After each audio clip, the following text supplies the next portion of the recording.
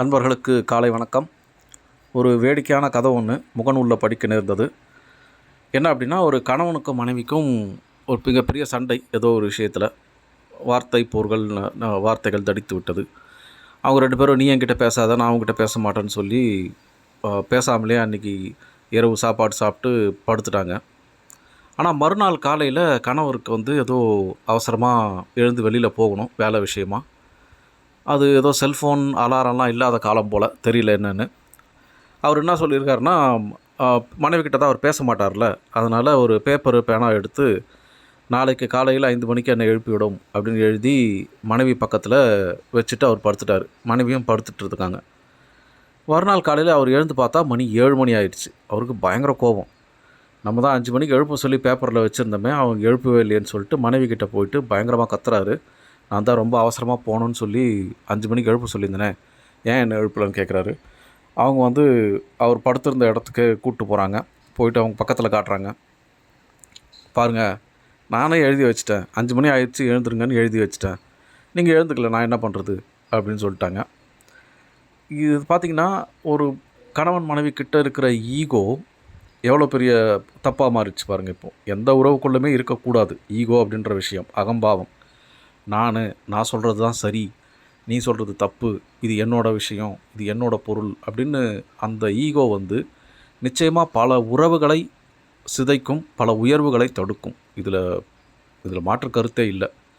அதுக்காக எல்லாத்துக்கும் பணிஞ்சு போகணுமா, எல்லாத்தையும் நம்ம இது பண்ணணுமானா இல்லை, அப்படி இல்லை. இப்போ ஒரு சண்டை நடக்குது அப்படின்னா அதை முதல்ல நம்ம போய் பேச்சு கொடுத்து அந்த சண்டையை முடிச்சு வைக்கிறதுல ஒரு தப்பும் இல்லை. அந்த ஈகோ அந்த இடத்துல 2 பேருமே தயங்கிறதுனால தான் எந்த ஒரு சண்டையாக இருந்தாலும் தீர்வு வர மாட்டேங்குது. திருக்குறளில் பார்த்திங்கன்னா, துறவு அப்படின்னு ஒரு அதிகாரம் வச்சுருக்காரு. துறவிகளுக்கு வேண்டிய பழக்க வழக்கம், ஒழுக்கங்கள் எல்லாம் சொல்லியிருக்காரு. அதில் ஒரு குறளை சொல்கிறாரு, யான் எனது என்னும் செருக்கறுப்பான் வானோர்க்கு உயர்ந்த உலகம் புகும். யான், நான் பெரிய ஆள் அப்படின்ற விஷயம், எனது, இது என்னோட பொருள், இது எனக்கு தான் சொந்தம், இந்த மாதிரி செருக்கு, அதுதான் ஈகோ, அகம்பாவம். அந்த செருக்கை அறுத்து விட்டவன், அவன் வாழ்க்கையிலிருந்து தவிர்த்து விட்டவன் வானோர்க்கு உயர்ந்த உலகம் புகும். தேவர்களை விட மிகச்சிறந்த வாழ்க்கை வாழ்வான், மோட்சத்துக்கு போவான்னு சொல்கிறாங்க.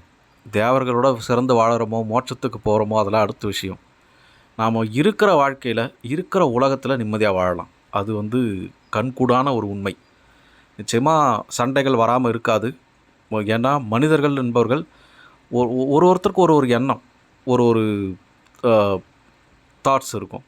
அது பார்த்திங்கன்னா கண்டிப்பாக எல்லாரோடையும் ஒத்து போகுமானா ஒத்து போகாது. அங்கங்கே சில உரசல்கள் வரும். அது வந்தால் தான் நாமெல்லாம் மனிதர்கள்ன்றதுக்கே அர்த்தம், சிந்திக்கிறோன்ற அர்த்தம். அப்படி நம்மளுடைய உணர்வுகளுக்கும் நம்மளுடைய எண்ணங்களுக்கும் மாறாக யாராவது பேசுகிறாங்க, ஏதாவது நடக்குது அப்படின்னா நிச்சயமாக நமக்கு ஏற்றுக்க முடியாது தான். ஆனால் அதையும் ஏற்றுக்கிட்டு நாம் அந்த இடத்துல கொஞ்சம் விட்டு கொடுத்து, இல்லை ஒரு வாட்டி நீங்கள் விட்டு கொடுத்தீங்கன்னா அடுத்த வாட்டி நீங்கள் கண்டிப்பாக பாருங்கள், அடுத்த வாட்டி இடத்துல இருக்கிறவங்க விட்டு கொடுப்பாங்க. இது கண்டிப்பாக நடக்கும். அதனால் அகம்பாவம் அப்படிங்கிற ஈகோவை விட்டுட்டு நாம் நம்ம வாழ்க்கையில் வாழ்ந்தோம்னா நிச்சயமாக அவங்க சொன்ன மாதிரி தேவர்களோட மிக மகிழ்ச்சியாக வாழலாம். அதில் சந்தேகமே இல்லை. யான் எனது எனும் செருக்கறுப்பான் வானோர்க்கு உயர்ந்த உலகம் புகும். நாளைக்கு வேறு ஒரு குரல் மூலமாக சந்திக்கலாம். நன்றி. உங்கள் அன்பன் ஸ்ரீதரன்.